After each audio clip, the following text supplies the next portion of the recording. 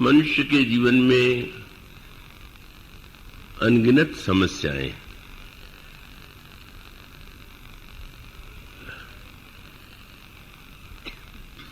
वे नित्य अनुभव करते हैं कि आप उन समस्याओं के समाधान में लगे रहते हैं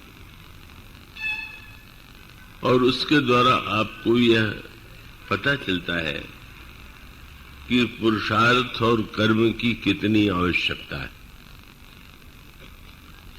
तमोगुण और आलस्य से ऊपर उठ करके यदि आप कर्म न करें, पुरुषार्थ न करें, तो आपके जीवन में ऐसी अनेक समस्याएं, अनेक अभाव उत्पन्न होते हैं और होंगे जो सचमुच समाज में दुख और विरोध वैमनस्य की सृष्टि करते हैं।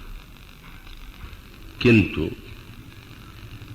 मनुष्य का जो जीवन है उसमें जो समस्याएं दिखाई देती हैं, जो हमें बाहर दिखाई देती हैं, उनका कारण बाहर नहीं होता है, उसका कारण व्यक्ति के अपने ही हृदय में भी होता है। और जब उसका समाधान हम केवल बाहर ढूंढने की चेष्टा करते हैं तो उसका स्वाभाविक परिणाम ये होता है कि हम समाधान चाहते हैं पर समाधान मिल नहीं पाता। इस बात को गोस्वामी जी ने अनेक रूपों में मानस और विनय पत्रिका में प्रस्तुत किया कि आप दृष्टांत बहुत सुंदर दिया गया कि एक विशाल वृक्ष आपके सामने है, उसमें डालियां हैं, डालियों में पत्ते हैं, और अगर आप उस वृक्ष की डालियों और पत्तों को गिनने का प्रयास करें तो परिश्रम तो बहुत है, और उन डालियों और पत्तों के गिनने से आपको एक गणित का सुख तो मिल सकता है कि इस वृक्ष में क्या है, कैसे हमने गिन लिया, जान लिया। पर भगवान कृष्ण ने गीता में भी यही संकेत किया और श्री रामचरितमानस में भी यही संकेत है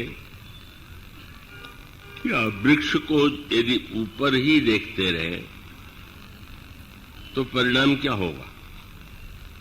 इसके लिए एक बहुत सुंदर दृष्टांत दिया गया पीपल के वृक्ष का। वैसे अन्य वृक्षों के जो पत्ते होते हैं का वो भी हवा से हिलते हैं, लेकिन अगर आप पीपल के नीचे बैठ जाए तो इतनी आवाज होती है, थोड़ी सी हवा में भी वो पत्ते इतनी ध्वनि करते हैं जो अन्य वृक्षों में नहीं होती। और इसके लिए रामायण में बड़ा सुंदर स्वरूप चुना गया। मन की स्थिति भी यही, और इसीलिए अयोध्या कांड में यही उपमा दी गई महाराज श्री दशरथ के हृदय और मन के लिए कि पीपर पात सरिस मन डोला। जैसे पीपल के पत्ते एकदम ध्वनि करते रहते हैं, इसी प्रकार से मन में एक बेचैनी अंतर्वेदना होती रहती है। और तब आप न तो हवा का बहना रोक सकते हैं, न पत्तों का हिलना रोक सकते हैं, तब उसका एक ही उपाय है। और उपाय क्या है? भगवान कृष्ण कहते हैं ठीक वही बात रामचरितमानस में कही गई कि आप ऊपर जो वृक्ष दिखाई दे रहा है, संसार की तुलना भी वृक्ष से की गई। संसार एक महान वृक्ष के समान है और उसका विस्तार इतना अधिक है कि उसका पूरा वर्णन कर पाना असंभव है, गणना कर पाना पूरा असंभव है। लेकिन जब वृक्ष के पत्ते हिल रहे हैं, तब अगर आपकी दृष्टि मूल की ओर चली जाए, जड़ की ओर चली जाए, तो अंतर दिखाई देगा।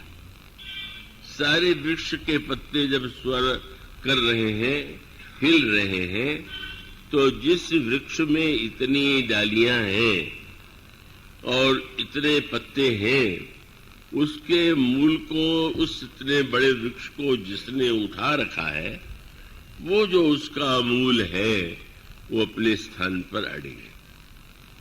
और वो अगर व्यक्ति जड़ की ओर देखेगा तो शांत हो जाएगा, और पत्तों की ओर देखेगा तो उसकी अशांति बढ़ती चली जाएगी।